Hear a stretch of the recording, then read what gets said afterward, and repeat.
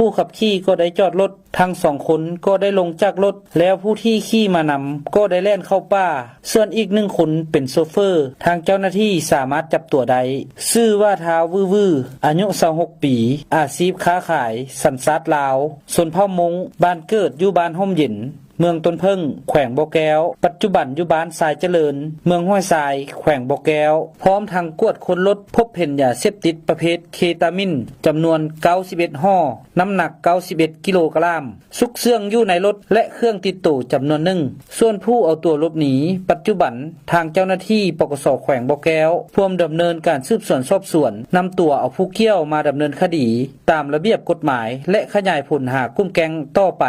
นักข่าวปกส.แขวงบ่อแก้วรายงาน